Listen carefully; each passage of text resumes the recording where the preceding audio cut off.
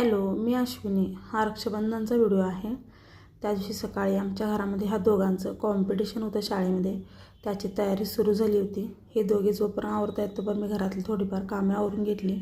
त्याच्यानंतर मला मंदिरात जायचं होतं, त्याच्यामुळे मी झटपट तयार झाले.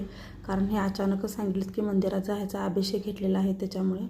आणि तिथे गेल्यानंतर मंदिर हे बंद होतं. मग त्यांना फोन वगैरे करून घेतला आम्ही आणि त्यांनी येईपर्यंत आम्ही बाहेर बसलो होतो. वातावरण बाहेरचं खूप छान आहे, मंदिरचं एकदम प्रसन्न आहे, हिरवळ आहे सगळीकडे.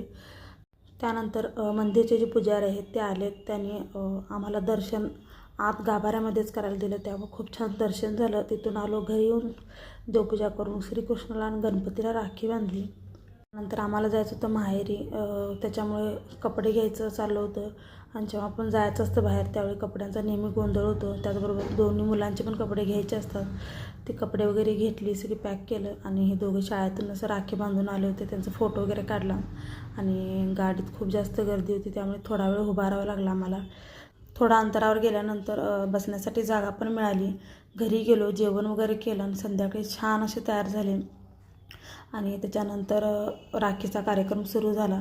पुढे व्हिडिओ वगैरे करायला भेटला नाही, त्यामुळे फक्त असं फोटोज काढले होते आणि छान छान सगळेजण फोटो वगैरे काढलं.